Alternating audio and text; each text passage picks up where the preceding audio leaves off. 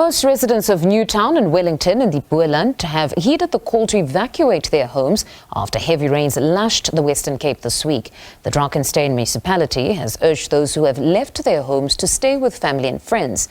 Municipal engineers and dam specialists have warned that the upstream farm dam in the Boerdal area may overflow.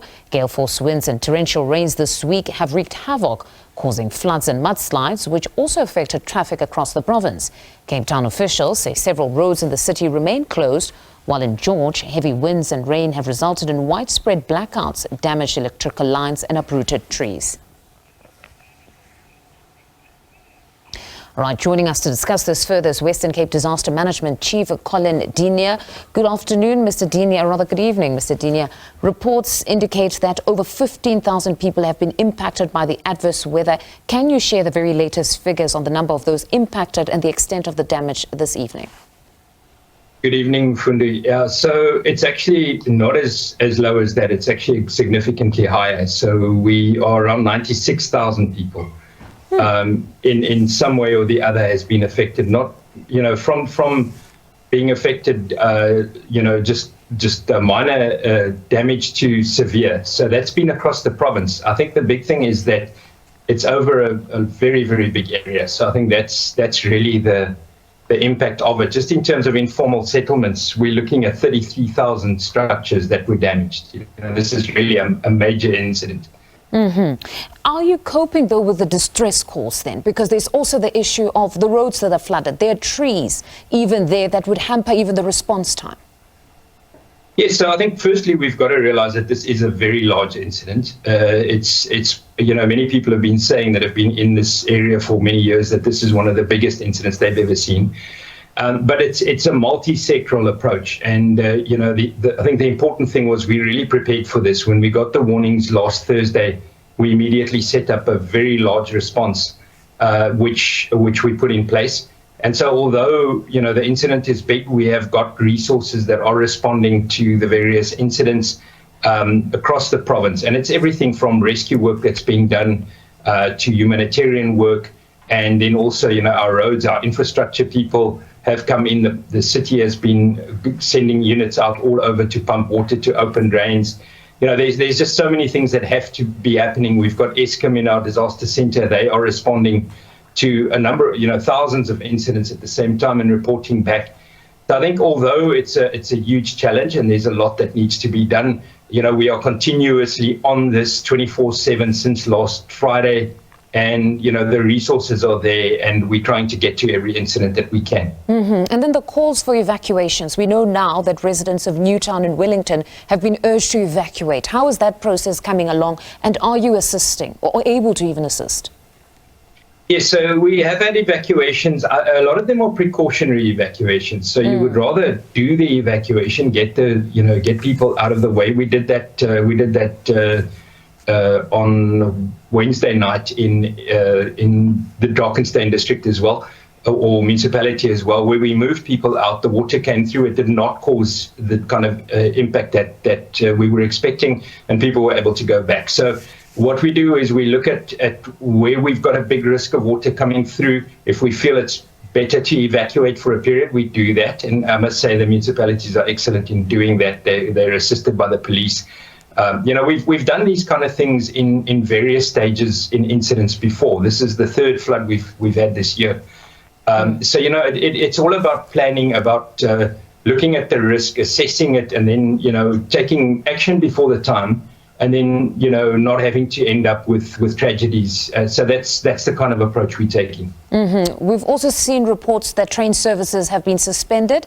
Was this precautionary, or in fact rail infrastructure has been significantly destroyed?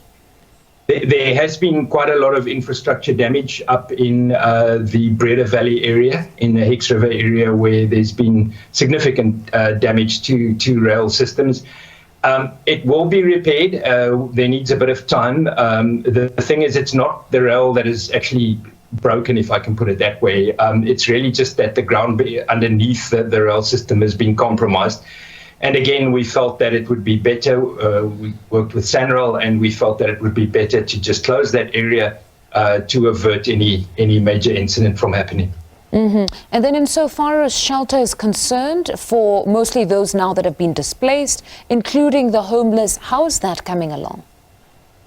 Yes, so, I think that there's a couple of dynamics to this. The fact that it is such a major, so many people that are displaced, and that's pretty much in the city. There's been minor displacements in other areas, but the city has been the biggest challenge. There's so much that you need to do. You need to find the shelters, and then you need to feed people, and you need to, provide protection, and then also provide transport. So, to and from the shelters. So shelters have been identified. We've been working with our colleagues from the National Department of Human Settlements.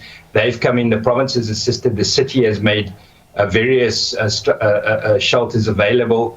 People have then been transported with the provincial bus services into these areas, and we are providing food. It's a moving target because you're getting people coming in and going out.